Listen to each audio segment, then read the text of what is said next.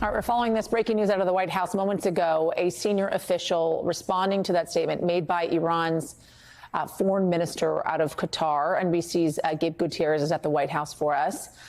Gabe, talk us through this because, you know, Iran really kind of is the outlier here, how, in fact, they will get involved, if they will get involved. And we've seen the foreign minister making the rounds.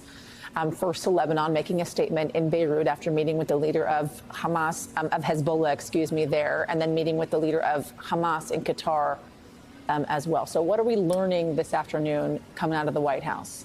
Hey there, Yasmin. Well, certainly, this is a very fine line that the administration is trying to walk here, not trying to provoke Iran, but also trying to deter Iran. That's why the senior White House official said that the Biden administration has sent those 2 carrier strike groups to the region. But I want to read for you this statement from the Iranian foreign minister a little earlier today saying, quote, if the Zionist aggression is not stopped, the hands of all parties in the region will be on the trigger. Now, this White House official who I just spoke with said that we haven't seen any specific indication that Iran is trying to deepen or widen the conflict. This official making the point that the relationship with Iran has, of course, been tense now for many years, and that the administration made it clear that they don't want to see other actors in the region, not just Iran, but also its proxy Hezbollah, trying to exploit this situation in Israel. But certainly a lot of eyes on any response from Iran. That statement, that very strong statement from the Iranian foreign minister, raising a lot of eyebrows this morning. Yasmin.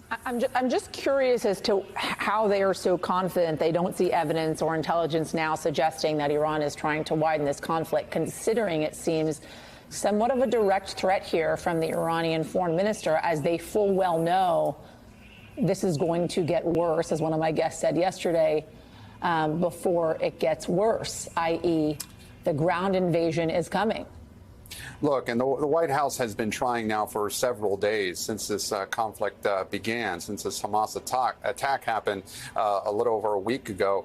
Despite the reports that Iran, may have greenlit this operation, the White House and National Security Council has been steadfast in saying that they don't see any direct evidence of Iran being specifically involved in the planning of this operation. But you do hear White House officials say that they are broadly complicit. That's the word they have used, because Iran has funded Hamas for so long. And so certainly the White House is trying to walk that fine line and trying not to make more of these comments from the Iranian foreign minister, not to make more hay of them than they need to. But at the same time, they are very watching this situation very closely, and that is why they have sent more military resources to the Eastern Mediterranean to send that message that countries like Iran or other actors like Hezbollah, they're warning them not to get involved as they scramble to try and prevent this conflict between Israel and Hamas from spiraling into a wider conflict across the Middle East. Yasmin.